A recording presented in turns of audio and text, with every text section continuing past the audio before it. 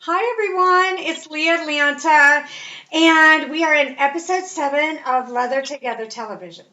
I'm real excited because see her? That's Amanda, and she is this amazing woman here in Ohio who I actually met during the contest I competed in for Miss Leather Pride and asked me a question relating to human furniture, and I was like, oh, I love her.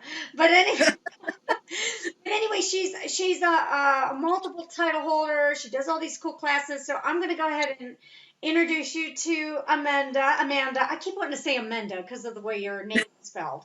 Amanda, and Amanda, I want if you would you just tell everybody a little bit about your background and yourself before I start Absolutely. grilling you? Sure. So, my name is Amanda. I'm 38 years old. I am a cis female and I use she and her pronouns. I am a slave.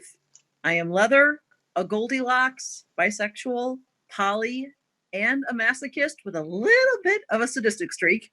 Yes. I currently live in Toledo, Ohio with my tiny house demon, Ari. I am a member of two houses, the House of Raven and the House of Shadow. I'm also part of a kinky kooky family back in Chicago where three of the main members are Sir TJ, his boy Aries, and his Sir Slade, we all call boss. And I am a title holder, former and present. So I carried the titles of the 2014 and 15 Illinois Slave, the 2015 Great Lakes Slave, and currently carry the title of 2019 Great Lakes Leather Alliance Ms. Ohio Leather. Damn. Girl. That's a Okay. mouthful. So let me reposition myself. So that's a lot. And all that said, are you going to compete for any of the upcoming, titles that I'm hearing that are maybe even past that? Yes, with the encouragement, aka twisting arm behind my back of myself, and the support of my family and community, I am actually running for ABW Leatherwoman in August. Yes, and I'm really excited about that because they just I guess it's now open to bisexual people, which I'm Yep, so excited because I'm bisexual too, yep. and I support that. I mean, I am going to be there front and center, going, "Woo, woo, go Amanda, go Uh, Amanda!" And of course, we'll have to have an interview prior, oh, to absolutely. get that I'm looking ready. forward to it. It's great that they open up the door for bisexual persons as well as non-binary. I can't wait to see what they do with this. Oh yeah, I'm interested to see how many more people compete. Me too. It's important. So, on that note, I noticed, there's not a lot of women, that come out that much in the Hmm. Cleveland community. I mean, I know there's a lot of women in Ohio, and I've seen Mm-hmm. some that come to the contest, but as for frequenting the leather bar or the main leather bar here, I don't really see a lot of women. So Yeah. why do you think that is, and what can we do to change that?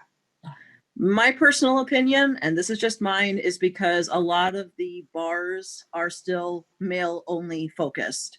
A place for them to meet, to play, to fuck, to have their own space. And a lot of men don't feel comfortable having women of any identity in that same play space. I think a lot of the men have to realize we're not there to take over, we're not there to take away your fun. We're there to support you, but have our own fun.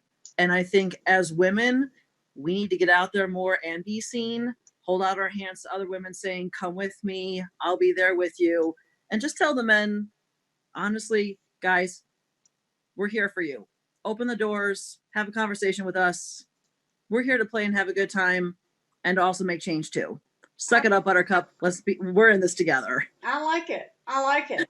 So, you also teach a lot of classes, I I noticed. do.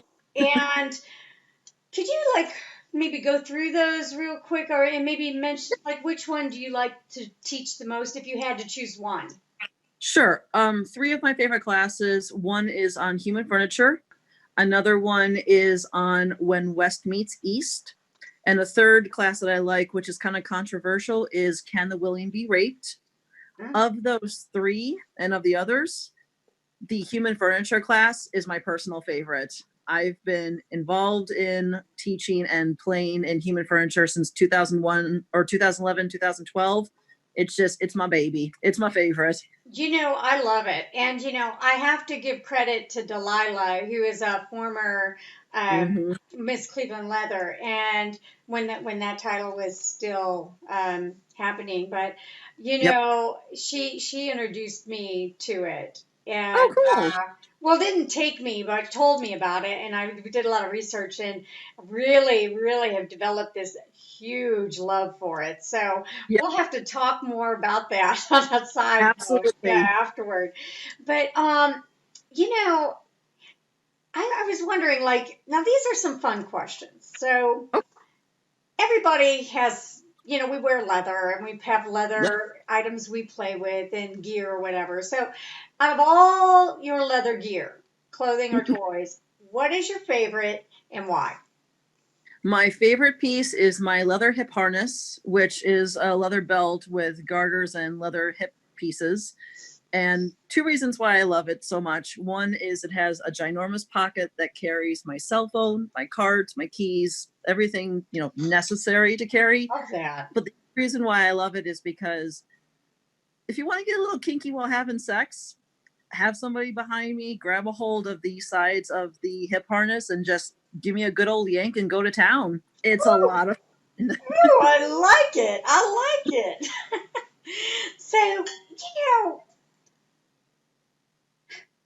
this could be kind of fun, but I'm getting you back for the question you asked me during the contest when I ran for Miss Leather Pride. Okay? Oh, So, okay. my turn now, girl. So, if you could choose three people, doesn't Okay. matter who, and you could turn them into human furniture Mm-hmm. for yourself, who Okay. would they be and what would they be? After getting permission, I would ask Benji, Mama Bear, aka Courtney, and her cub Jade to make a human recliner where Benji, he's sturdy, he's a good solid bear boy, would be the base. Mama Bear would be the back, and then Cub would be the footrest or the recliner part of the chair. Just this good old berry recliner that I could just rest back in and probably have a lot of good time on. Oh, is he furry? Because that means he's warm. They're Like a all warm. blanket. Like a Oh, they're all warm and they're all fuzzy and they're all lovable. I like love a my fur bears. coat. Ah, love it. Well, okay. So I have one last question, Sure, and then we'll wrap it up. But because I don't want to keep you, but you do a lot, or you have a passion for helping and prepping people for contests, I do. and unfortunately, a lot of our contests have been canceled due to the Mm, virus. yes. So, what advice could you give the contestants that are waiting for their contest now Hmm. that they have all this extra time? What can they do to still stay relevant and stay active or to prep for the contest when it does happen?